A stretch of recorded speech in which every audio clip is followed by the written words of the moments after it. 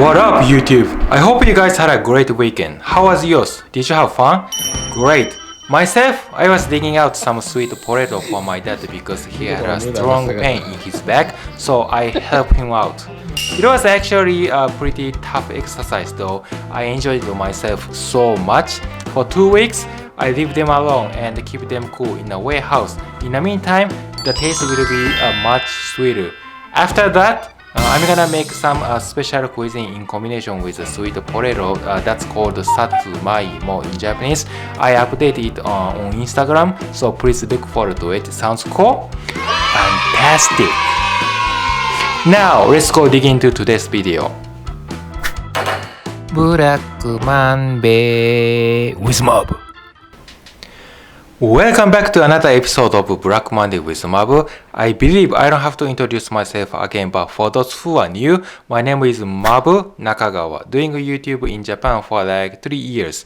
I upload a weekly video every Monday, well sometimes on every other Monday, but I'm running 2 programs within one channel. One is Mabu channel and the other one is Black Monday with Mabu. This is it.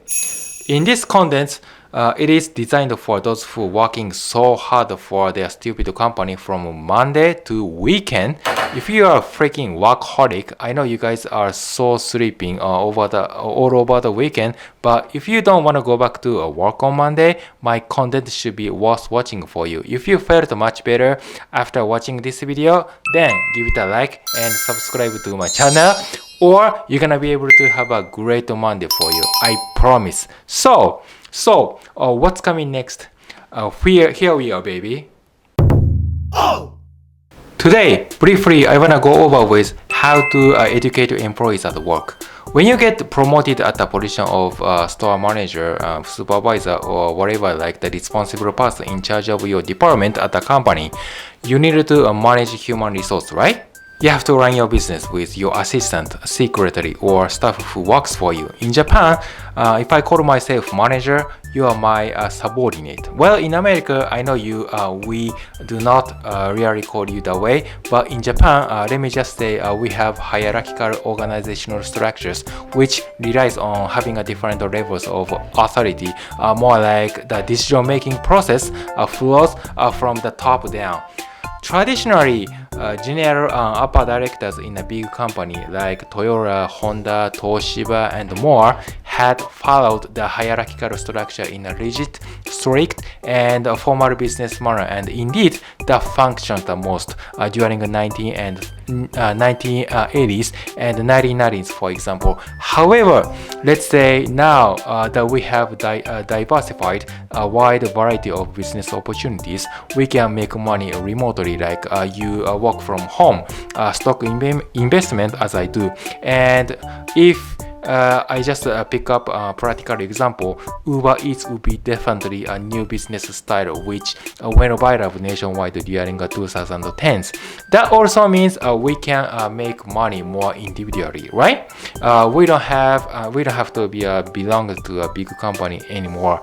Name value, brand awareness, like I'm an employee at Toyota headquarters, used to be the most important social identity in Japan to show you off, but not anymore. People at the young generation of mine, well, including me, do not have to stick to find a job for a good position nowadays. We don't fight. We don't compete with each other. We are spoiled in a peaceful work environment. And now we can freely be open-minded to express whatever we wanna say. You can even claim. As compared to 10 years ago, we are getting more and more Americanized by doing that. That's what I feel about the current work environment in Japan. Listen, not everything, okay? As far as I'm concerned about the general job opportunities posted on the internet, you can still find some terrible companies in Tokyo though. Tokyo still has a big competitions. There are many competent young employees at the entry level graduated from good school like Tokyo University. They get into the good company and look for competition, okay? They try to get promoted in a competition within the company. Some people do that, but others, like those who who didn't go to a good school or study hard or didn't do anything with passion tend to be lazy. Playing a video game all day, stay home, go online and chat with their friends. Also, they tend to go after easy money. I was one of them, by the way. So, those young, lazy, and spoiled kids once have a job. Okay, they started to work hard for the first 3 months. They seemed to be hard workers, and later, some of small-sized companies in Tokyo forced them to work endless overtime for nothing. They are asked to do too many paper works until the late night. Their manager scolds them many times a day, and then eventually they get workaholic. They get the shit out of here. There's no education, right? One day, one of my friends in charge of store managers asked me how to educate her personnel. She wanted to teach her young folks on the job training, but they seemed to be motivated to work at the best effort because they always think about something else, like go have fun with their friend. So she wanted to assign them many projects and learn themselves, but she says that's a piece of crap. It seems like they don't really talk with people. I mean, they don't feel comfortable to talk with older people than they are, because older people compress all the time and look arrogant. So young workers feel so frustrated to do business with whoever older in a hierarchical structure, like I mentioned in the beginning of today's video. Before I answer her question, I want to tell you one thing about human resource, okay? For me, I think young folks are selfish creatures who do not even know how to schedule their time management. When I was working as a counselor at the preparatory school for high school students who wanted to enter good college, I had some young tutors from a good college, and we worked together. They were very nice, but when it comes to business and making money, they were so lazy. They came to workplace late, they didn't do job perfectly that I asked, or they forget what I asked. They didn't really listen to me. That was super frustrating and drove me crazy. I was insane, like, what the f*** are you doing? Don't give me that piece of shit, and something like that. However, looking back at what I was at the time, I can now see that I was too young. You know why? Because I was too immature to understand what the real business was supposed to mean. If you are a younger viewer, I know you are so upset, but it doesn't matter whoever you are. Anyone around me, when I'm with anyone around me, I consider them as they are selfish creature. Education, OJT, e-learning, and everything you can have whatever development of human resources within the company, but I believe that's a piece of crap. If I have a new employee assigned to my workplace, I'm not gonna educate anybody. Well, if she's cute, yes I do. Oh man, I do everything for her. I kindly give instruction enough to her on the subject and work together. That's my job satisfaction, right? Just kidding. If you are smart, intelligent, and competent male employee, why the hell do I have to teach you stuff? That's a waste of time. See, folks? Competent and skilled employees are more like motivated than lazy people are. Lazy people are lazy forever.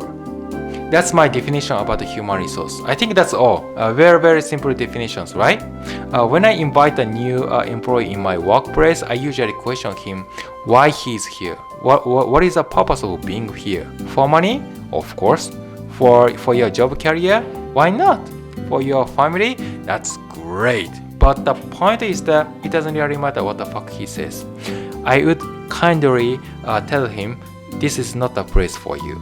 You can get skill, no specialized tech skill is needed, pay is absolutely not good. You can live far without driving, or you can build up your job career here. I explain negative aspect of the whole job summaries at my best knowledge, and if you agree with these conditions, you can come with me. That's gonna be a first speech I do. If I said so, would you come with me? Most of you guys feel uncomfortable with me, right? That's my intention. Here's the deal, folks. As far as I know about the general job environment in Japan, over 90% of the existing jobs are so boring. Working at a convenience store, restaurants as a server, making sandwiches at McDonald's, and doing whatever you don't want, almost no one thinks it's a challenging job. But nonetheless, you have no choice but to do the dirty job. Why do you do dirty job like you don't want to do? Because you need money. Because the dirty job is demanded. You are needed by your company. Here, I'm asking you to do the same thing. Did you get what I point? I'm trying to match up with my expectation and your expectations. I help you, you help me. You don't help me, I don't help you. That's fair, right? If you come to work with me, I don't consider you are my subordinate or a co-worker, but I consider you are my business partner. I usually work on site at Shiga plant as an IT engineer. I don't have anybody to have face-to-face conversation. Whenever I have question or troubleshooting that I can't resolve by myself, I have to contact technical support at headquarters via communication tool like Skype or Line or more like Teams from Microsoft. That means no one helps me unless I deserve it, right? My staffs at the headquarters don't really do anything special for me unless I contribute. Once I gain trust from them, they start liking me. That makes sense, right? That's how I try to create win-win relationship with you, okay? Think about a flat organizational structure. We are on the same page. Excuse my language, but if I find one of you is useless, who the hell wants to work together? For me, if I define the significant essence of what the job is supposed to be like, job is supposed to be something like we go to the same direction and accomplish the same goal, same purpose. Warren Buffett gave me a similar idea on how to be successful before. He said, if you work with passion, you can get successful. This can be somewhat related to today's episode, and I think so too. When I think about education and how to educate a new employee on a job training, I'm freaking bored. I don't want to spend my time for something else because my time is limited. That time is wasting in another means.